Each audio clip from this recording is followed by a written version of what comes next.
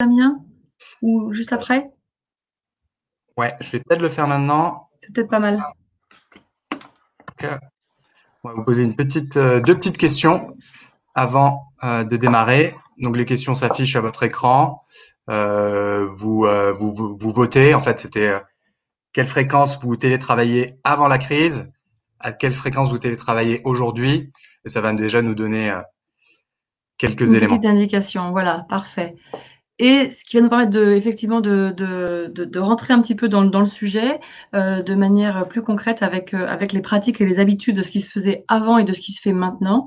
J'attends que les réponses se fassent pour pouvoir vous donner un aperçu de plus général, hein, des pratiques en place. Damien, vous me dites quand Ouais, c'est je laisse bon pour encore une vous. dizaine de Ouais, secondes, 2 et comme secondes. ça, et tout le monde verra les résultats du Voilà, vote. je vais pas révéler le résultat avant même d'avoir eu les chiffres de ce groupe-ci. Encore, je vois qu'il y a des gens qui répondent encore. On peut laisser 10 secondes,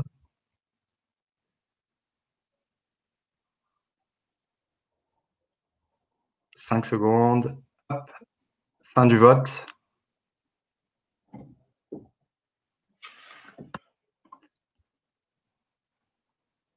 On peut Alors, partager les résultats.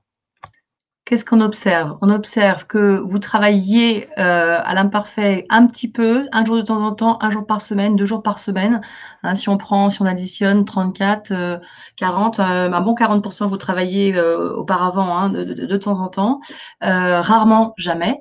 Et 17%, 3 jours par semaine et plus, ce qui est déjà important, hein, comme rythme.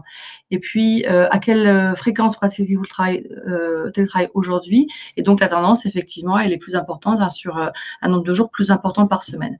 Donc effectivement, ça nous permet d'arriver aux chiffres, hein, de ce que la population française a vécu, et française et plus largement, mais on va s'intéresser à la population française, a vécu depuis quelques semaines ici à travers cette crise sanitaire. On est vraiment sur une tendance qui s'accélère de fait, de par le contexte, de par la situation. On était si on considère par exemple début d'année 2020 ou fin d'année dernière, avec simplement 3% des salariés qui pratiquaient le télétravail de façon régulière et encadrée. Hein, et j'insiste, hein, c'est-à-dire que le télétravail était organisé, réfléchi et posé dans l'entreprise comme une organisation de travail. Donc 3% des travailleurs, c'est assez peu. Et c'est assez partagé, c'est intéressant de voir que c'est assez partagé, que ce soit secteur public ou secteur privé. Hein, le secteur public a parfois une réputation de pas être tout à fait au même niveau, au même rythme de cette organisation-là. Et finalement, je suis pas mal intervenue aussi côté secteur public. Hein, et finalement, le rythme, il est assez comparable, hein, si on prend les chiffres en macro, évidemment. Vous aurez forcément des exemples et des contre-exemples, hein, à votre niveau, au niveau local, de vos amis, de votre entourage. Mais au niveau macro, on observe que c'est à peu près la même tendance.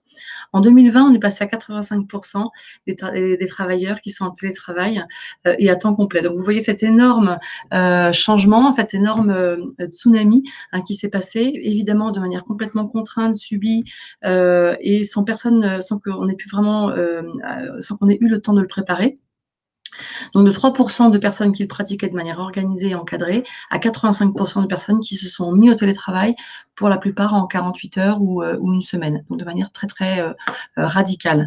Et 90%, 89% de la population active en télétravail signalait ne pas avoir eu l'habitude de télétravailler auparavant. Donc on est vraiment sur une nouvelle pratique.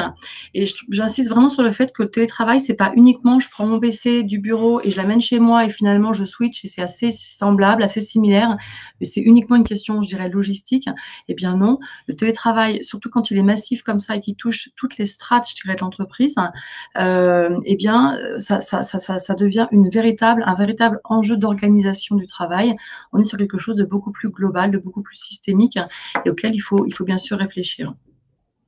Alors peut-être que sur ces chiffres, vous êtes peut-être étonné que simplement 3% des salariés étaient concernés par le télétravail auparavant. Un chiffre qui peut être peut-être un peu plus facile à comprendre, c'est le chiffre de 25% des travailleurs qui le pratiquaient de manière occasionnelle. C'est-à-dire que, par exemple, assez typiquement, vous avez une livraison d'articles, vous avez un enfant malade, vous avez besoin de travailler sur un dossier et vous demandez de manière occasionnelle une journée à la maison pour pouvoir répondre à ces contraintes particulières. Donc ça, c'est du télétravail occasionnel, mais qui n'est pas organisé, qui n'est pas, je dirais, charté avec une convention ou avec une charte ou avec un accord d'entreprise. ou en tout cas avec une réflexion, hein, si ça n'est pas en tout cas un cadre réglementaire, mais en tout cas une réflexion d'organisation plus large, plus globale, au niveau des équipes, au niveau du management. Voilà, donc ça vous donne un petit peu le cadre, je dirais le contexte dans lequel on se situe nous et dans lequel on aborde le télétravail, donc de vraiment accompagner cette révolution, accompagner ce changement. Et vous savez que tout changement nécessite un accompagnement, parce qu'on voit bien que dans la projection, si on regarde vers l'avant, 2020, bien sûr 2021 ensuite, eh bien il va y avoir des demandes et légitimes bien sûr, hein, des salariés et au global, que ce soit manager ou collaborateur, à pouvoir accéder à davantage de télétravail et davantage de télétravail organisé. Sur les retours d'expérience, évidemment, ils sont assez positifs, hein. 90% des télétravailleurs interrogés jugent avoir gagné en qualité de vie personnelle. Donc, c'est souvent un enjeu, je dirais, principal quand, avant le Covid, avant la pandémie, le collaborateur demandait du télétravail. C'était très souvent pour un objectif de gain de qualité de vie personnelle, avec du côté personnel le gain du temps de transport, c'est souvent la raison principale, et puis l'organisation, l'autonomie, enfin tout ce qu'on peut retrouver, et que effectivement les travailleurs, les collaborateurs indiquent, hein, dans leur ressenti, dans leur expérience, 90% déclarent que ça les rend plus autonomes, plus efficaces également, donc avec une organisation, on va dire, qui peuvent un peu plus moduler. C'est la question du comment, c'est-à-dire la marge de manœuvre que ça peut leur donner, et donc plus d'efficacité, moins de fatigue, hein, et ça, on va vraiment le voir, qu'il y a plusieurs explications, plusieurs facteurs, hein, au fait qu'il y ait moins de fatigue, mais bien sûr en région parisienne, largement la question du transport, puisqu'on a une moyenne de 50 minutes, hein, de temps de transport par collaborateur. Ça peut être beaucoup plus, hein, on peut monter parfois jusqu'à 1h30. Il y a également des temps de transport qui sont beaucoup plus allongés, donc moins de fatigue et un meilleur équilibre. Alors de vie pro-perso, moi j'aime bien parler d'équilibre des temps de vie, parce que les temps de vie sont assez larges et parfois un peu perméables aussi, mais un meilleur équilibre, une meilleure articulation des différents temps de vie à 85%, et là c'est-à-dire que la personne, le collaborateur, retrouve de la marge de manœuvre sur l'organisation de son temps et de sa répartition de son temps de vie. Bon, 84%, ce qui n'est pas négligeable, hein, estiment faire des économies financières sur notamment le repas du déjeuner, probablement aussi sur le transport quand il y a des déplacements en véhicule. Quand c'est en transport, c'est moins évident parce que votre abonnement, vous le payez quoi qu'il arrive sur le mois. Voilà, donc il y a ceci dit une constatation d'un gain financier qui peut intervenir avec un télétravail qui s'intensifie. Et puis là, ça vient un petit peu corroborer, hein, l'histoire de l'équilibre des temps de vie, c'est-à-dire que ce gain de temps et ce gain d'efficacité, ce moins de fatigue permet également de réinvestir ces moments qui sont donc libérés, hein, par le télétravail sur, par exemple, la pratique sportive régulière. Et je pense que ce sera intéressant, peut-être que Damien nous parle tout à l'heure davantage quand on parlera d'ergonomie, d'hygiène de vie, hein, quel impact ça peut avoir effectivement de pouvoir retrouver une pratique sportive régulière. Quelques chiffres là, qui nous donnent ce retour d'expérience des collaborateurs. Alors, qu'est-ce qu'on constate? Alors, les compétences clés, ou en tout cas les dispositions intéressantes pour pouvoir bien télétravailler, qu'est-ce qui peut être un facteur positif qui va accompagner de manière constructive le télétravail? Évidemment, la question de l'autonomie. Quand on a commencé à réfléchir au télétravail au tout début, il y avait 2 critères essentiels pour pouvoir accéder au télétravail, ou pour pouvoir être autorisé à télétravailler. C'était d'une part, bien évidemment, ça tombe sous le sens, c'est d'avoir une activité qui soit télétravaillable, hein, donc c'est-à-dire une activité qui soit permise par l'utilisation des NTIC, Nouvelles Technologies de l'Information et des Communications. Donc ça, c'est un socle, c'est que l'activité soit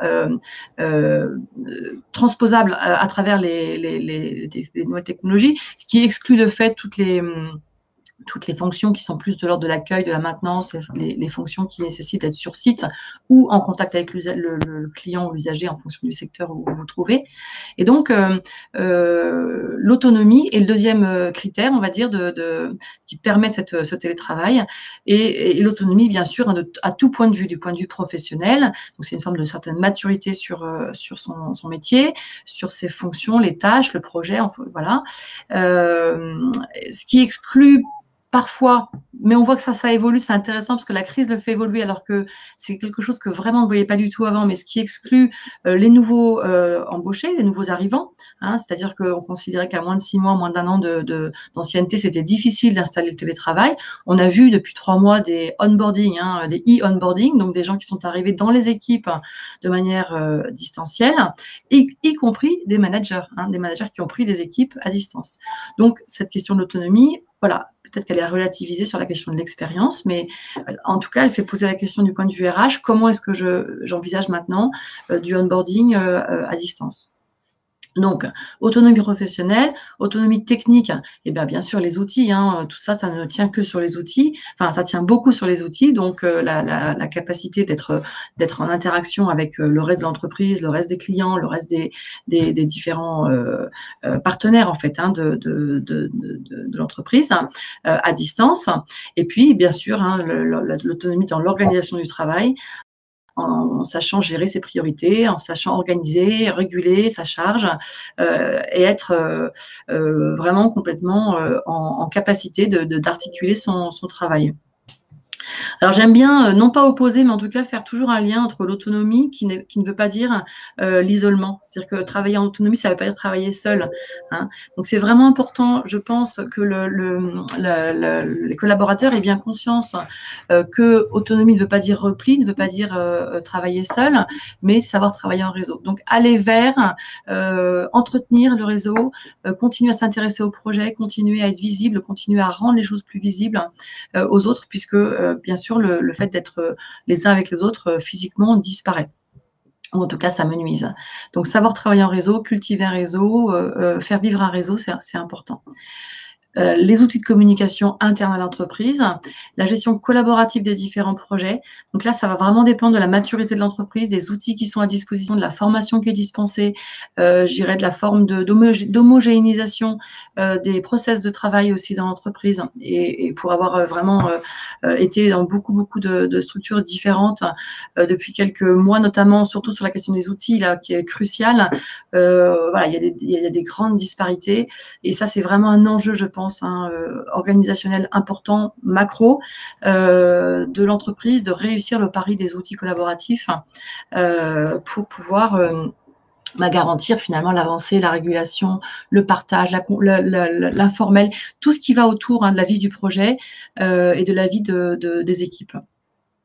Donc, gestion collaborative des différents projets, il va falloir passer à dans une autre dimension de la façon de travailler ensemble. Alors, avoir un logement compatible, on rêve tous d'avoir une pièce en plus chez soi pour avoir installé son bureau et puis être tranquille, pas de bruit, pas de dérangement. C'est difficilement possible. On n'a pas une pièce en plus. Mais en tout cas, dans son espace de vie personnelle, de pouvoir avoir à un moment donné de la journée, de la semaine, un lieu qui soit quand même propice au travail. On ne travaille pas sur la table basse assis par terre, on ne travaille pas dans son canapé. C'est-à-dire que là, on le verra probablement du côté également posture, mais ergonomie, mais voilà, il faut envisager d'avoir un environnement qui soit comparable à un environnement professionnel, donc avec des équipements qui soient, je dirais, sains et respectueux aussi de chacun pour pouvoir travailler. Alors tout ce qu'on a connu dans les derniers mois, voilà, on espère que c'est des contraintes qu'on va pas retrouver, la gestion des enfants, du travail scolaire des petits, enfin et des moins petits, mais en tout cas la gestion des enfants. Le fait que parfois vous avez eu des conjoints qui ont travaillé dans les mêmes espaces. Quand on n'a pas un grand espace, notamment en région parisienne, c'est difficile d'avoir 2, 3 personnes qui travaillent dans le même appartement. Donc ça, je pense que si on se projette, puisqu'on est vraiment dans une étape où on dit qu'est-ce qu'on fait maintenant, qu'est-ce qu'on va faire ensuite. La crise est derrière nous, la partie la plus dure de la crise. Donc dans les mois à venir, quand on va être davantage en télétravail, les enfants normalement seront à l'école. En tout cas, on l'espère tous. Comment on va organiser nos espaces de travail pour que ce soit le plus efficace et respectueux de soi. Je dirais que Damien, vous l'avez dit tout à l'heure, mais il y a ce double enjeu de performance et d'efficacité du travail et en même temps de bien préserver la santé de chacun. C'est important. On est sur quelque chose moi j'appelle ça la performance durable. C'est de se projeter. On n'est pas juste sur ce semestre qui arrive, les 6-12 prochains mois. C'est d'être dans quelque chose qui est d'une nouvelle ère, nouvelle organisation. La question de la déconnexion, on en reparlera un peu plus, de manière un peu plus approfondie. Ça a vraiment été une difficulté et il va falloir se projeter là-dessus, je dirais en termes de règles de travail, de comment on veut investir les temps de travail, les temps personnels et se donner des limites. Quel rapport on a au travail finalement collectivement. Oui, c'est des questions qui sont presque philosophiques, mais en tous les cas qui poussent vraiment à considérer ce télétravail comme quelque chose de bien plus important que simplement je dirais un dispositif logistique et d'équilibre de temps de vie. C'est quelque chose de bien plus large que ça. La question de la confiance, là aussi, on pourrait en faire 3 heures. La question de la confiance, moi, j'ai lu récemment une définition que je trouve vraiment intéressante sur la confiance, qui est de croire à quelque chose de commun. Et à partir du moment où dans l'équipe, il y a cette notion de on croit à quelque chose de commun et on installe quelque chose de commun pour l'équipe en termes de projet d'équipe, de règles d'équipe, bah voilà, là on est en train de travailler, là on travaille vraiment sur la question de la confiance de l'équipe. Moi, je ne vois pas la confiance uniquement comme un trait entre le manager et ses équipes, mais quelque chose de plus systémique que ça, plus global, et qui est, on est sur quelque chose explicite de commun entre nous. Voilà, donc ça, c'est des réflexions, nourries un petit peu de mes interventions dans les différentes équipes, différentes entreprises des derniers mois et auparavant dans la partie la plus, je dirais, organisée, sur ce qui me semble vraiment essentiel pour être dans un télétravail de qualité pour tous, y compris dans le rendu, dans le livrable du travail en lui-même. Alors évidemment, on n'est pas chez les bisounours, tout n'est pas magnifique et merveilleux. Le télétravail, c'est une organisation particulière pour lesquelles il y a des points de vigilance. C'est-à-dire qu'il y a des limites. On a dit, le titre de ce webinaire, c'était réussir le pari du télétravail. Dans le mot pari, moi j'entends un petit peu la notion d'enjeu. Il y a un enjeu derrière. Et ben l'enjeu, voilà, il y a des leviers et il y a des points de vigilance. Ces points de vigilance, vous savez, probablement, c'est pas des choses nouvelles pour vous, mais je trouve que c'est intéressant de se poser la question, de les mettre un peu en perspective. Je trouve que le point de vigilance, on l'a dit juste avant, c'est la question de l'organisation du travail. Comment est-ce que une fois que je suis chez moi, 2 jours, 3 jours, peut-être plus par semaine, comment est-ce que je m'organise de manière à être dans l'efficacité, ce qui est quand même un enjeu important dans le travail, c'est que cette nouvelle façon de faire garantissent, maintiennent et peut-être même améliorent finalement l'efficacité, la qualité de ce que je livre. J'entends souvent des personnes me dire, moi, quand je suis chez moi et que j'avance sur un dossier, en fait, ça me donne plus de créativité, ça me donne plus de concentration. Vous voyez, ça me donne plus peut-être de suivi, je vais plus au fond des choses. Donc, il y a possibilité peut-être finalement d'inventer des choses mieux en étant chez soi. Alors, le chiffre là, il est peut-être inversé, c'est-à-dire que 2%, 2 personnes sur 10, 2 Français sur 10, ça veut dire que 8 sur 10 à l'inverse sont plus productifs. Donc, c'est un chiffre intéressant, mais il ne faut pas non plus cacher le fait que pour certains, c'est plus difficile de s'organiser chez soi. 20% de la population interrogée là, 2 Français sur 10, avoue que le télétravail de manière intense peut avoir des répercussions sur son efficacité. Le gros, je dirais, écueil du télétravail quand on n'est pas préparé, quand c'est compliqué, il y a plein de facteurs qui vont contre, c'est la procrastination. Ce fameux mal qui parfois nous habite là, qui fait que on commence pas, on repousse et voilà. Et donc au final de la journée, finalement, il y a peut-être moins de productivité. Alors, je ne vais pas être trop dans le détail, mais il y a des jours où on avance moins vite et puis des jours où on a plus d'efficacité, c'est comme ça. Ce qu'il faut voir, c'est sur le global d'une semaine ou d'un mois, notre efficacité sur notre rendu, notre livrable, est-ce qu'elle est équivalente, voire supérieure.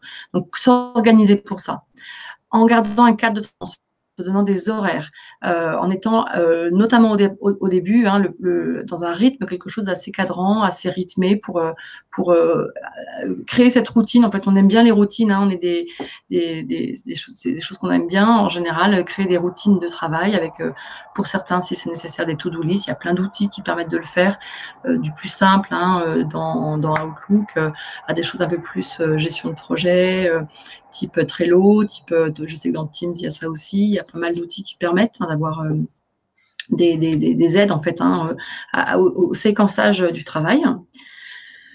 Anticiper les tâches qui pourront être adaptées en journée de télétravail, c'est-à-dire que si vous avez 2 jours par semaine en télétravail, eh bien peut-être réserver pour ces journées-là les tâches qui sont les plus adaptées. Ne pas être sur je prends mon travail un peu sur le fil et puis je prends ce qui arrive et puis peut-être qu'il y a des activités, des tâches qui sont moins adaptées ou plus adaptées et de répartir. Donc d'organiser sa semaine finalement avec des moments qui vont être plus propices pour tel type d'activité ou tel type d'activité. Je vous rappelle que l'entreprise, hein, les locaux, la partie physique de l'entreprise, c'est vraiment le lieu de la construction collective, de la co-construction, alors la créativité, avec un petit bémol qu'on peut être créatif seul, hein, bien sûr, mais en tout cas la créativité, l'intelligence collective, elle se crée vraiment dans l'entreprise. Et puis chez soi, en distanciel, parfois il y a des tiers-lieux aussi qui peuvent être imaginés. Bah, c'est d'autres types d'activités, plus de concentration, de réflexion, de divergence parfois, c'est-à-dire qu'on va avoir plein d'idées différentes tout seul et puis après on va les confronter à celles des autres. Voilà, essayez quand vous êtes chez vous, de laisser tout ce qui est activité, tâches personnelles pour des moments, en fait, c'est d'autres moments et de vraiment garder votre focus sur le pro, le temps de vos horaires de travail. Alors, sans être trop rigide, vous pouvez vous-même vous créer vos compartiments, en fait, les moments où je travaille, les moments où je suis plus sur des activités perso, et ça, c'est en fonction de vos entreprises, de vos organisations, que vous aurez plus ou moins de souplesse par rapport à ça. Mais de rester sur des temps et des espaces-temps qui soient quand même assez je dirais, identifiés pour éviter l'éparpillement, pour éviter la superposition, le zapping, le multitasking qui peut être délétère. Je fais attention à l'heure en même temps parce que je vois que je parle beaucoup. C'est des sujets, il y a tellement de choses à dire. Et ne pas hésiter à solliciter vos collègues. Hein. Le chiffre, 30% des personnes ont déclaré avoir sollicité leurs collègues là, pendant ce temps de télétravail. C'est-à-dire que c'est pas beaucoup, 30%. Hein. Il y a beaucoup de gens qui sont restés seuls sans forcément oser ou aller appeler, envoyer mail, WhatsApp, etc. pour solliciter les collègues et se retrouver bloqués sans pouvoir avancer. Donc l'organisation, il y a beaucoup de choses à dire, à mettre en place avec les équipes pour améliorer ces points-là. Et puis, la question aussi de l'isolement et du lien social. Là, j'ai un chiffre qui est intéressant aussi. 76% des personnes interrogées déclarent se retrouver finalement en situation parfois d'isolement et de rupture avec les équipes et en difficulté par rapport à ça, quitte à vouloir retourner sur le bureau, ne serait-ce que pour ça. Donc, il y a d'autres moyens de créer du collectif sans forcément être en présentiel. Il faut du présentiel un peu et puis du distanciel. On peut faire des choses intéressantes en distanciel aussi, en avoir conscience et que ce soit explicite dans les équipes sur ce qu'on souhaite pouvoir créer en informel et en distanciel et en lien d'équipe, en collectif, convivialité. Donc, prendre des nouvelles de ses collègues régulièrement. Moi, j'encourage vraiment à utiliser la vidéo. Je sais que c'est difficile pour certains, n'aiment pas se voir ou je sais pas, il y a peut-être des appréhensions parce que la vidéo est dans l'espace personnel et qu'on obtient des éléments peut-être. Mais vraiment, j'encourage toutes les vidéoconférences qui se font à allumer la vidéo au moins au démarrage pour garder ce lien visuel. On capte pas mal d'infos hein, dans le non-verbal, plus que dans la voix et dans les mots qui sont utilisés. Voilà. Ne pas négliger les contacts informels, utiliser vraiment le plus possible les temps, les morning coffee, les briefs du matin, les moments du vendredi après-midi pour se retrouver par visio, par Teams ou autre, mais de trouver des moments d'équipe qui ne sont pas des moments de travail, mais des moments d'équipe le plus possible. Et puis, rester visible parce que voilà, plus on se met en retrait ou plus on travaille de loin et qu'on a moins finalement de contact avec les uns et les autres. Les contacts, alors c'est pas des contacts informels, mais vous savez, c'est l'information. Il y a l'information, on va dire, corporate, hein, l'information où on sait aller chercher, trouver. Puis il y a tout ce qui se dit, ce qui se passe, voilà. Et il faut rester vraiment le plus possible à l'écoute de tout ça pour être au courant de ce qui se passe, des projets, de tout ce qu'on peut éventuellement obtenir comme information un petit peu de cette manière-là. Voilà pour la partie lien et isolement qui me semble très importante. Et je laisse la parole à Damien pour la suite. Merci Isabelle. Alors oui, effectivement, il y a un certain nombre de points de vigilance qui traite de la manière dont on va s'organiser en équipe et dont vous avez brossé le tableau. Il y a aussi un certain nombre de points à avoir en tête qui vont plus toucher l'hygiène de vie personnelle. Vous avez par exemple les problèmes d'hyperconnexion. On peut avoir par exemple en télétravail le sentiment de passer plus de temps à travailler que lorsqu'on est au travail, parce qu'on a économisé du temps sur les transports, on a économisé du temps sur les allers-retours, les réunions, les déplacements. Il va falloir veiller à bien établir des temps pour tout et à ne pas être en connexion en permanente, parce qu'effectivement, on est déjà dans un contexte de par le fait qu'on a un smartphone dans la poche où la frontière entre vie pro et vie privée est floue, et elle peut être encore plus floue quand on est en télétravail. Donc bien veiller à cloisonner les choses, parce que les modes de travail ont évolué, comme on le disait, avec l'utilisation du numérique. Le temps de travail, il va plus forcément être encadré par des horaires fixes, et c'est encore plus vrai en télétravail. Il va falloir faire attention à la disponibilité permanente, professionnelle et personnelle qui est permise par les nouvelles technologies. En fait, c'est pas tellement l'outil en soi technologique qui va être bon ou mauvais, mais ça va vraiment être l'usage qu'on en fait. On peut avoir une meilleure réactivité grâce à ces outils, gagner du temps, de l'autonomie, mais on peut également se retrouver plus stressé ou en situation de dépendance électronique. Il faut savoir que parmi les risques de l'hyperconnectivité, vous avez notamment les risques psychosociaux, que la surcharge cognitive permanente due au trop grand nombre d'informations qu'on a à traiter, elle peut entraîner un état de stress et de fatigue et favoriser le burn-out. Et effectivement, si on est en télétravail, qu'on n'a pas les échanges sociaux, qu'on les compense par des messages, que ce soit pour le pro ou le perso, mais on peut se retrouver greffé à son téléphone et avoir du mal à se déconnecter. Et ça peut avoir un impact aussi sur le sommeil, par exemple. On va avoir plus de mal à se préparer correctement au rythme du sommeil, psychiquement comme physiquement, lorsqu'on est en hyperactivité et en hypervigilance. Savoir que par rapport à ces enjeux d'hyperconnexion, les jeunes et les cadres sont plus exposés. Les cadres, par exemple, sont interrompus toutes les 6 minutes dans leur travail et passent 30% de leur temps à gérer leurs emails. Donc, effectivement, on en a parlé tout à l'heure du cadre. Se poser, savoir tracer des traits entre les temps personnels et les temps professionnels, avec aussi bien de se fixer vraiment une discipline, être réaliste sur les objectifs qu'on va se fixer pour une journée de télétravail. On a souvent tendance, quand on élabore nos to-do list, à en mettre un petit peu trop. Et là, comme il n'y a pas la césure, l'heure à laquelle on va rentrer chez soi, on peut facilement glisser et ne pas avoir tiré un trait, une horaire limite pour s'arrêter le soir et fermer l'ordinateur.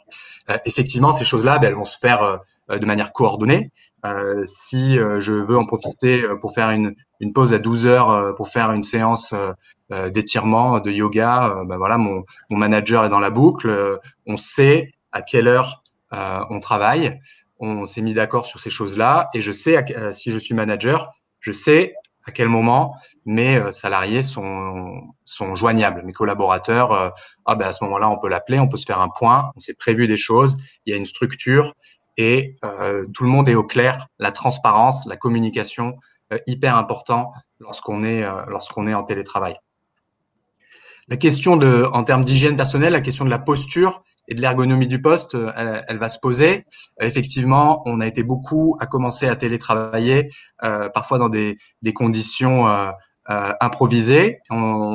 Certains ont amélioré leur environnement de travail à la maison, mais effectivement, il va falloir y veiller parce que on l'a vu dans nos enquêtes pendant cette phase intense de télétravail. Il y avait plus de la moitié des salariés qui déclaraient souffrir de maux de dos, des vertèbres ou de différents troubles musculo-squelettiques. Et ça, il faut faire attention. C'est déjà un problème, on va dire de manière générale, quand on a un emploi sédentaire et qu'on passe beaucoup de temps assis sur sa chaise. Mais ça peut l'être d'autant plus quand on est en télétravail parce que de un, on va avoir un matériel qui peut être moins ergonomique, donc peut-être une chaise qui est moins confortable, pas forcément un écran, un grand écran, donc on va avoir la nuque un peu baissée pour regarder l'écran de son portable. Le deuxième élément, c'est que on s'en est aperçu, on a moins d'interruptions dans le temps de travail lorsqu'on est en télétravail. On n'a pas, tiens, la réunion à 10 heures, on fait quelques pas pour y aller, ou on va échanger avec un collègue. On n'a pas ces temps-là et on peut avoir tendance à maintenir la posture assise pendant trop longtemps.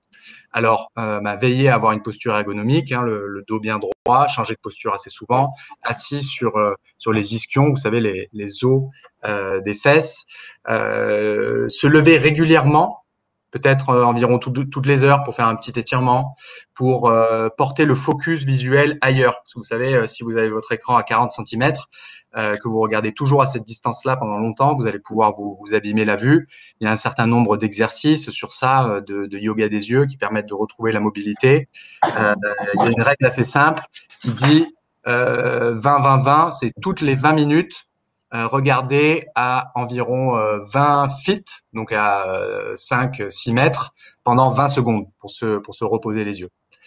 Et il faut savoir, chose très importante, et c'est vrai aussi lorsqu'on est quand on est au travail sur site, et encore plus quand on est en télétravail, que ça va être important de se lever, de faire une petite pause, 30 secondes, une minute, toutes les demi-heures, toutes les heures, parce que les méfaits de la sédentarité, ils commencent à être connus sur les maladies cardiovasculaires, une moins longue longévité si on est assis pendant plusieurs années d'affilée, pendant plus de 6 heures par jour.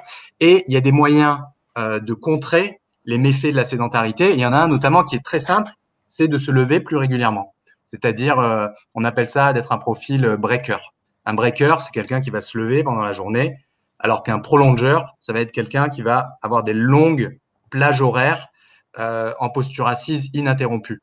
Et à temps égal sur la journée, à temps assis équivalent, en fait, les breakers, ceux qui ont introduit des pauses dans leur temps assis, vont être beaucoup moins sujets aux méfaits de la sédentarité. En termes de maladies cardiovasculaires et de prise de poids notamment, les études qui ont été faites à ce sujet sont extrêmement parlantes. Donc, si vous êtes salarié, y veillez. Si vous êtes manager, RH, sensibilisez vos salariés à ces choses-là. Peut-être que on va pouvoir avoir étoffé le matériel qu'on a chez soi. Peut-être que l'entreprise peut participer. Je sais que l'URSSAF a proposé des plans de participation où ils participent à hauteur de 50 € pour aider les entreprises à accompagner la mise en place du poste de télétravail. Donc, ça peut être un budget pour s'acheter un écran, par exemple.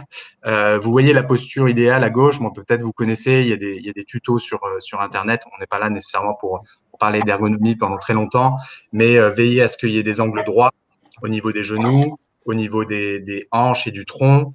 Pareil, les mains posées à plat. Idéalement, le coude va former un angle à 90 degrés et le regard va être droit à la hauteur de l'écran. Bon, là, moi, par exemple, je suis en télétravail, je regarde l'écran de mon portable, donc je vais avoir les yeux un peu plus bas. Peut-être qu'il faut que je fasse attention, que je trouve un écran ou que je fasse des exercices d'étirement de manière régulière. Et vous avez un certain nombre d'exemples d'exercices que vous pouvez faire à droite. Vous aurez la présentation à la fin de ce webinaire. Donc, veillez à introduire des pauses et ne pas hésiter à prendre un verre d'eau, faire quelques pas, quelques étirements, pour pas que le télétravail soit forme de souffrance. Parce qu'en fait, on a vu qu'il pouvait être gagnant-gagnant en termes de productivité pour l'entreprise, de qualité de vie pour le salarié. Donc, faire attention à ces écueils. Et de manière globale, lorsqu'on est en télétravail, maintenir une bonne hygiène de vie. Alors, il y a eu des études très intéressantes qui ont été faites à ce sujet. Nous, on a mené une grande enquête sur plusieurs milliers de salariés sur santé et déconfinement. Donc, où on est allé auditer, si vous voulez, les habitudes de vie en matière de sommeil, de gestion du stress, d'activité physique, et de nutrition. Et on a vu, alors ce qui était intéressant, et je pense que ça revient à ce qu'on a pu dire en introduction sur l'organisation, c'est que vous avez un certain nombre de personnes qui vont être naturellement plus organisées, qui vont savoir cadrer leur travail, et vous en avez certains pour qui c'est plus difficile. Et là, peut-être que l'entreprise, et notamment le manager, on en parlera, peut avoir un rôle pivot pour sensibiliser ses équipes aux bonnes pratiques. Et en termes d'hygiène de vie, pareil, nous, on a vu, si vous voulez, que environ un tiers des salariés, pour un tiers des salariés, l'impact est négatif, en fait, sur l'hygiène de vie. Pour un tiers, l'impact est neutre. Et un tiers, au contraire, en profite pour mettre en place de meilleures habitudes. Nous, on n'a jamais eu ce genre de résultats. Pour tout vous dire, pendant le confinement, vous aviez plus de 40% des salariés qu'on a interrogés qui faisaient du sport 4 fois par semaine ou plus. Donc les gens, une frange des salariés en ont vraiment profité pour ancrer de bonnes habitudes. Alors, si on parle d'activité physique, on en a parlé, faire attention à la posture. On va être plus sédentaire, on va pas avoir les pas pour aller au métro ou pour marcher jusqu'au travail. Donc à un moment dans la journée, ça va être important de compenser en allant faire une petite marche, peut-être une séance de yoga, une séance de sport. Profiter du temps qu'on a gagné dans les transports pour l'investir en quelque sorte dans une activité positive. Faire attention, avoir une bouteille d'eau près de soi, boire régulièrement, profiter d'être chez soi. Peut-être, on a vu un certain nombre de salariés qui en profitaient pour faire le pas d'une alimentation plus saine en cuisinant avec des produits frais. Parfois, si la cuisine ça prend trop de temps, mais on peut faire peut-être du batch cooking, c'est-à-dire préparer les repas pour plusieurs jours d'affilée. Attention, quand on est en télétravail chez soi, le cadre perso et le cadre pro vont être peut-être un peu moins distincts. On est parfois proche de son frigo et on va avoir plus de difficultés à éviter le grignotement et à garder des horaires fixes pour les repas. On revient toujours à cette question, qu'il s'agisse de l'hygiène de vie ou de l'hygiène de travail, de l'organisation du travail, à cette logique de garder un cadre horaire. Et on l'a vu notamment pendant le confinement, vous aviez un certain nombre de salariés pour qui les horaires glissaient. Peut-être selon leur chronotype, ils se couchaient de plus en plus tard, se levaient de plus en plus tard. Et là, on commence à être en situation de social jet lag, de décalage horaire, qui peut être dommageable. Parce qu'il faut savoir que quand on décale ses horaires de lever et de coucher d'une heure, on va mettre un jour pour se remettre dans le rythme, et ça peut affecter notre humeur, notre productivité, etc. L'hyperconnexion, on en a parlé. Donc effectivement, si on est sur un cadre horaire, j'allume mon téléphone après avoir pris le petit déjeuner. Quand j'ai fini ma journée de travail, je peux avoir un temps perso, peut-être regarder une série, mais à un moment donné, je vais arrêter les écrans, notamment dans l'heure ou les 2 heures qui vont précéder le coucher pour pouvoir avoir un sommeil de qualité. Donc toujours cette logique d'établir une ligne de démarcation claire entre pro et perso pour éviter du stress inutile. Alors autant vous avez des salariés qui vont être naturellement plus autonomes et qui étaient prêts en fait à ce genre de contexte, autant il y en a qui le sont moins, à la fois en termes ergonomie, hygiène de vie et organisation du travail. Et c'est là potentiellement que la formation ou que le rôle du manager peut être très important. Nous, ça a été un des points clés, si vous voulez, de cette période de confinement et de la sortie de crise avec le télétravail qui se généralisait. Les entreprises qui ont bien fait ce pas étaient des entreprises qui ont bien communiqué de manière institutionnelle, mais où surtout les managers s'étaient emparés des sujets et ont joué leur rôle pivot, si vous voulez, entre les directives de la société, les dirigeants et les salariés, en communiquant de manière régulière et en apportant aux salariés qui va peut-être pouvoir être plus isolés en télétravail, on en a parlé, la communication plus personnelle et émotionnelle. Donc vraiment rôle clé des managers. Et Isabelle, je te rends la main pour en parler parce que ça nous a vraiment frappé comme un point clé qui est ressorti de nos enquêtes, qui est ressorti des demandes des salariés et des entreprises. Oui, effectivement, dans cette nouvelle organisation, les managers ont vraiment un rôle important à jouer, font partie du système, hein, complètement. Et alors, quelques pistes, il y a beaucoup à dire, hein. Moi, je passe, souvent des demi-journées, d'accompagnement des managers. C'est pas tellement de la formation plus que de la sensibilisation et un petit peu de l'acculturation à ce que c'est que le management à distance, hein, et de réflexion, partage d'expériences croisées. Mais qu'est-ce qui ressort au final pour pouvoir avoir, finalement un accompagnement de qualité et que la posture managériale, la pratique managériale permettent de réussir ce fameux pari du télétravail. Alors déjà, moi je pense que tout ce qui est rendu explicite aide et accompagne et permet quand même aux choses d'être mieux comprises. Quand on comprend les choses et qu'on a du sens dans ce qu'on fait, c'est plus facile de mettre en pratique et de faire les choses. Donc vraiment, je pense que le manager qui prend le temps de redéfinir les règles de l'équipe à distance de manière explicite, et notamment les attendus en termes d'horaire, en termes de livrables, de rendu, en termes d'interaction, en termes de sollicitations, etc., de mettre sur la table les questions qui peuvent se poser dans l'équipe. Alors, il n'y a pas, je dirais, un mode d'emploi unique. Ça va dépendre vraiment de la maturité de votre équipe, de son expérience par rapport au télétravail, des relations que vous avez déjà au sein de l'équipe entre le manager et les membres de l'équipe. Mais il y a vraiment un temps à faire, un temps de construction, finalement, des règles du jeu, du télétravail un peu plus massif, un peu plus important dans l'équipe. Rendre les choses explicites. Et tout à l'heure, je vous parlais de la confiance. Et la confiance, ça ne se décrète pas, évidemment. On ne peut pas signer un contrat de confiance, contrairement à ce qu'on nous dit, hein, dans les enseignes. Il n'y a pas de contrat de confiance. C'est antinomique, hein, les deux. Il y a de la confiance qui est parce qu'on croit en quelque chose de commun. Et si pour avoir quelque chose de commun, il faut qu'on se le dise. Donc, mettre les choses sur la table. Ensuite, ce que tu as dit tout à l'heure, Damien, c'est vrai, il est très important d'avoir des entretiens individuels réguliers. On parle beaucoup de collectif, on parle beaucoup d'équipe, oui, évidemment, sans oublier la relation en one-to-one, la relation individuelle de son manager vers son collaborateur. Il y a toujours des sujets qui ne pourront pas être discutés devant tout le monde ou avec tout le monde. Et c'est important de maintenir une relation individuelle qui peut être en marge, en plus, à côté, hein, des temps de collectif. Évidemment, c'est pas à la place d'eux, mais en tous les cas, ne pas oublier le temps individuel qui est important.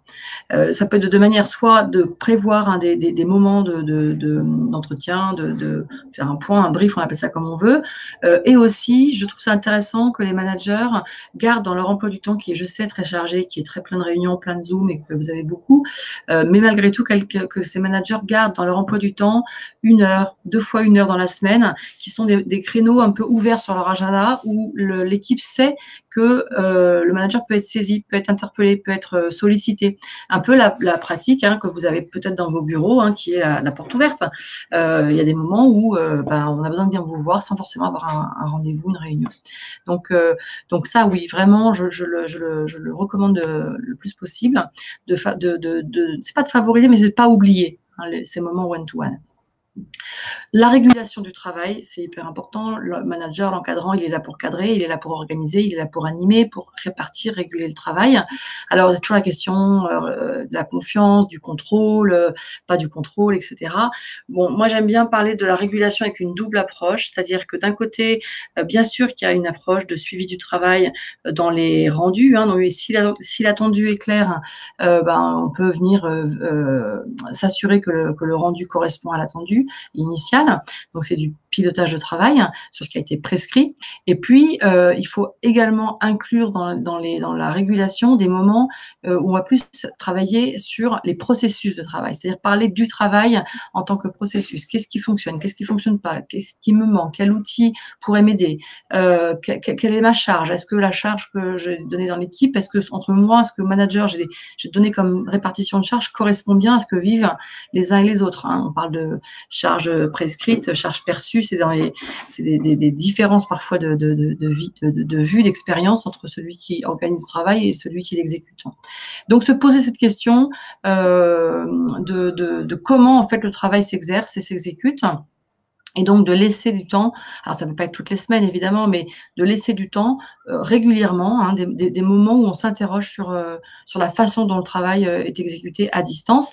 Et on parle de distance, mais n'oubliez pas, enfin vous l'avez probablement tous à l'esprit, que on va pas être sur de distance à 100%. Hein, peu d'entreprises vont basculer, certaines vont le faire, mais vont le faire. Ce qui va vraiment être intéressant à observer, c'est le travail hybride. C'est-à-dire que vous avez des gens sur site et des gens à distance et continuellement et jamais les mêmes. Voyez. Donc c'est comment est-ce que cette organisation-là, finalement, on réfléchit à son bon fonctionnement et au fait que les méthodos et les processus et les outils en place servent le résultat. Voilà. Donc double approche, le suivi du travail en tant que tel, le contenu et la réflexion sur le comment je le fais. Voilà. Et puis bien sûr un point essentiel sur la cohésion des équipes, le télétravail qui s'annonce devant nous. Le challenge en fait, c'est que vous allez avoir des équipes qui vont être bien sûr au bureau régulièrement, mais jamais tout le temps les mêmes ensemble. Donc soit vous décidez comment on appelle ça, de mettre une journée banaliser, voilà, chercher le mot, de banaliser une journée à la semaine qui serait vraiment une journée de travail bureau pour être sûr que tout le monde soit sur site et puisse interagir. Ça rapporte pas forcément dans le sens des optimisations de mètres carrés. Donc peut-être qu'il faut trouver d'autres systèmes, mais en tous les cas d'avoir à l'esprit que cette organisation-là, et encore une fois, vous voyez que j'ai une approche qui est quand même macro, avoir une approche qui fait que dans le déploiement du télétravail qui va être mis en place dans vos organisations, vous réfléchissez bien à ces temps collectifs, ces temps informels, ces temps de vie finalement de l'entreprise qui doivent subsister. Pensez aux personnes qui vont arriver en cours là, les futurs, on a une nouvelle génération là de e-stagiaires qui arrivent par exemple, et tous ceux qui vont arriver dans l'entreprise, qu'ils aient quand même ces moments où ils puissent créer quelque chose et avoir une expérience vivante du groupe de l'entreprise. Voilà, donc c'est 4 pistes de réflexion, 4 pistes d'action, bien sûr, pour avoir un management à distance qui soit le plus efficace et qui réponde aux enjeux du télétravail et qui permette de gagner ce pari. Et effectivement, Isabelle, toujours sur ce point, nous des grosses tendances qu'on a vu émerger. Alors là, faut pas oublier que le télétravail, il s'est couplé avec une crise sanitaire, financière, économique. Vous avez un certain nombre de salariés qui étaient au chômage partiel, qui savent pas encore si la reprise va se faire à 50%, à 100%. Et dans ces temps-là, mais le manager qui lui il peut aussi avoir ses tâches. C'est pas qu'un manager. Il a aussi son aspect technique. Il travaille sur ses dossiers. Là, c'est vraiment une phase où on a vu où il y avait un besoin que le manager joue encore plus son rôle de manager, qui parle à chaque personne peut-être tous les jours ou au moins toutes les semaines, tous quelques jours, pour que le climat social reste le meilleur possible avec des salariés engagés derrière le projet de leur entreprise. Et il y a une autre casquette aussi qu'on a peut-être rajouté sur la tête du manager et où certains peut-être manifestement n'étaient pas forcément prêts, c'était que là vous êtes dans une situation de crise. Donc il y a un certain nombre de salariés qui sont en souffrance, qui ont eu un impact non négligeable du confinement et d'une reprise qui s'est faite de manière progressive. Et en fait, à distance, là le manager va avoir le rôle, si vous voulez, de débusquer potentiellement les situations de crise, d'aller écouter les salariés qui sont dans le besoin, comprendre quand il y a un besoin, aiguiller vers les bonnes solutions avec de l'écoute active, avec de la communication bienveillante. Et peut-être qu'effectivement, le rôle du manager s'est élargi à la faveur de cette crise. Nous, c'est ce qu'on a pu constater de manière assez générale. Tout à fait, je partage effectivement cette observation.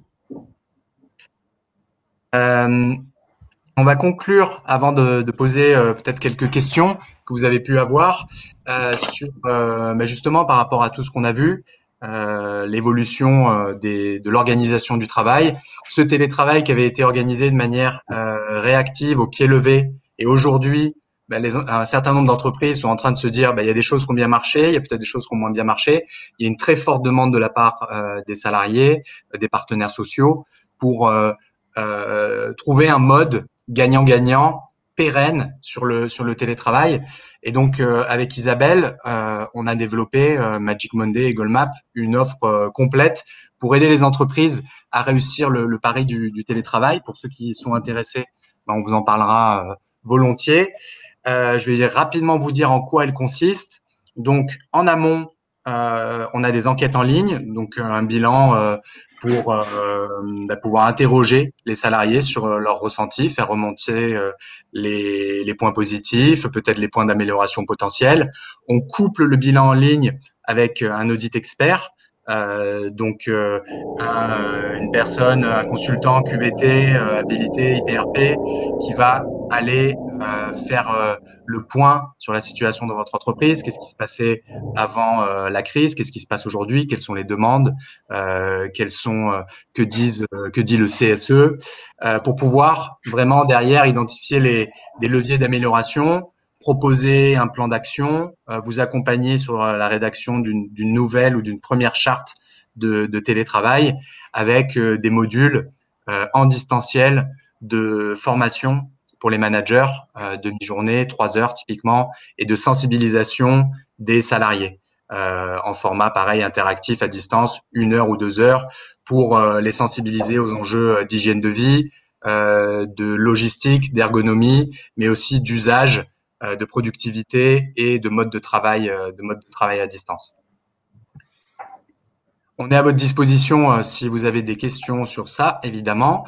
Dans la présentation, vous retrouverez, qu'on vous enverra à la fin du webinaire, vous aurez aussi également quelques sources que vous pouvez aller creuser sur ces sujets. Et on va pouvoir laisser la place à quelques questions que je vais modérer. Moi, j'en avais quelques-unes pour toi, Isabelle. Tu as parlé d'onboarding à distance. Alors, on a vu quelques entreprises qui se posaient la question parce qu'elles ont pu reculer des embauches en se disant ça va redémarrer, mais finalement elles restent en télétravail pendant au moins jusqu'à la rentrée. Donc là, elles embauchent à distance. Ça serait quoi les clés ou le mode opératoire pour un onboarding à distance réussi? Je dirais que le onboardé, la personne qui arrive a besoin d'être davantage, je dirais, accompagnée, cadrée, sécurisée par rapport à ses premiers pas dans l'entreprise, puisqu'il va les faire à distance. Donc, avec un échange vraiment très régulier avec son manager. On a dit tout à l'heure, les échanges individuels en direct sont importants. Donc, vraiment peut-être même un échange quotidien avec un des objectifs qui sont donnés à la nouvelle personne, à la personne qui arrive assez clair, assez précis et des jalons assez proches pour pouvoir permettre à la personne de progressivement prendre son autonomie et progressivement faire sa place dans l'entreprise. Et puis une attention particulière à la présentation, en fait, au fait de pouvoir vraiment passer du temps à présenter la personne, alors via bien sûr les réseaux internes qui peuvent exister, mais qui sont des réseaux, on va dire, quantitatifs, qui permettent de rendre visible à tous l'arrivée de l'un ou de l'autre avec des publications, des parutions sur les réseaux internes, mais également des temps de qualité, des temps d'échange en prenant les 10, 15, 20 minutes nécessaires pour présenter la personne dans les services avec lesquels elle sera en interaction. Et j'ai une pensée particulière, parce qu'on est le 29 juin ou 30 juin, pour tous les nouveaux stagiaires qui vont démarrer leur stage là, juillet, septembre, stage de longue durée. Pour eux, parce que c'est pas évident de démarrer dans ces conditions-là. Et puis les nouveaux arrivants également. J'ai eu sur plusieurs sessions également des managers qui prenaient des équipes à distance, parfois avec en plus, parfois avec en plus la barrière de la langue, puisqu'il y avait des questions de personnes anglophones, francophones, etc. Donc voilà, des situations très complexes à gérer. Donc plus il y a du lien, plus il y a de la communication, plus il y a de l'échange. Vraiment, voilà, plus on peut éviter cet écueil d'arriver dans une entreprise à distance. Ok, merci. Et une autre question. Alors là, on est encore dans le flou sur la tendance de long terme. On voit quelques entreprises, soit qui avaient une charte de télétravail, mais qui n'était pas vraiment appliquée parce que certains managers finalement ne permettaient pas nécessairement ou étaient moins sensibles au télétravail, et le jour qu'on avait le droit de prendre finalement dans les faits n'était pas pris selon les équipes. On a vu aussi des entreprises qui avaient déjà un jour de télétravail et qui faisaient ça de manière régulière avant la crise, et qui ont vu que ça s'est bien passé, et là elles sont en train peut-être de passer à 2 jours ou à de revoir un peu selon les modèles. vous, quelles seraient aujourd'hui les tendances que vous voyez à ce niveau-là et les Oui. modèles qui peuvent être mis en Alors, place? effectivement, ce que j'ai observé, c'est que pour les entreprises dans lesquelles il y avait déjà une charte, en général, elle est étendue, hein, elle est déployée, elle est étendue. Il y a pas mal d'activités qui étaient considérées comme non télétravaillables. Et finalement, on s'est rendu compte que les possibilités étaient là, hein. Et donc, la mentalité, l'état d'esprit, finalement, qui précédait à la crise, a volé en éclats, au niveau institutionnel, au niveau entreprise. Donc, on s'est rendu compte que c'était possible. Et en même temps, nous, chacun d'entre nous, on pensait que c'était impossible de faire l'école à la maison pendant 3 mois. C'était possible. Donc il y a eu une révolution, vous voyez, de ce qui nous semblait impossible et qui est devenu. Donc bien sûr, les entreprises se remettent en question, se repositionnent. Vous avez également, je pense, un grand changement d'état d'esprit chez les managers pour beaucoup, hein, qui pensaient que le télétravail rimait avec moins d'efficacité, avec moins d'implication, d'engagement, etc. Et il y a vraiment eu une révolution là aussi qui s'est opérée, et des managers qui non seulement se sont rendus compte que leurs équipes étaient tout à fait opérationnelles et efficaces, et qui en plus ont goûté à ça pour eux, alors que pour eux c'était inenvisageable de manager à distance et de manager une équipe depuis chez soi. Et là, il y a aussi eu cette prise de conscience que oui, c'était une forme de travail qui était envisageable pour eux également. Donc, moi, je pense que ça, vraiment, ça va rebattre complètement les cartes, hein, dans les prochains mois. Alors, peut-être pas aller jusqu'au télétravail complet, parce que ça, c'est vraiment quelque chose, je pense, qui est, à mon avis, à risque, hein, à plein de niveaux, hein, niveau salarié, au niveau entreprise, même si on voit, hein, certaines entreprises qui le mettent en place. Moi, j'attends peut-être 12-18 mois pour voir le résultat. Mais toujours est-il que c'est une grande révolution. Dans un de mes stages, j'ai un des managers qui était peut-être un peu plus ancien, qui me disait que cette révolution du télétravail, pour lui, était au moins aussi importante que la révolution qu'on a eue avec l'apparition de l'email. Bon, ça remonte à les années 90, que j'ai pas connu moi en entreprise, hein, ce changement-là. Mais voilà, vous voyez, on est sur une espèce de changement de paradigme qu'on a connu à 40 ans avec l'apparition des emails, qui a complètement changé la façon de travailler. Et aujourd'hui, on a ce télétravail qui oblige à rebattre les cartes, à se reposer des questions. Et si on pense que c'est uniquement une question de localisation de son PC à domicile ou sur son site de travail, on se trompe et on fait une erreur d'appréciation de quelque chose de beaucoup plus vaste que ça, et qui va avoir beaucoup plus d'impact. D'accord. Ouais, typiquement, nous, on voit clairement le télétravail comme les sujets de qualité de vie au travail de manière plus générale, comme des sujets potentiellement gagnant-gagnant s'ils sont abordés de manière proactive et constructive, donc avec à la fois un salarié qui va gagner en efficacité et en qualité de vie, et une entreprise qui va créer des usages positifs, qui peut gagner en engagement, en productivité. Donc, ouais, on n'est pas c'est pas un jeu de foot, un jeu à somme nulle où il va y avoir le salarié qui gagne, l'entreprise qui perd ou Non. l'inverse. On pense vraiment qu'il peut y avoir des dynamiques qui sont créées, Oui. qui vont être gagnant-gagnant et où chacun s'y retrouve. Et si vous avez des questions sur ça, vous voulez des conseils ou un accompagnement, on sera ravi de le faire et de partager avec vous nos outils et notre expérience. Merci à tous. Ouais, on vous remercie d'avoir participé à ce webinaire. Vous allez recevoir quelques infos complémentaires, un email, je pense, avec la rediffusion, peut-être la présentation. Et n'hésitez pas à nous contacter. Vous avez nos emails pour continuer, aller plus loin dans cette réflexion. Merci beaucoup et bonne Merci. journée. Au revoir à tous.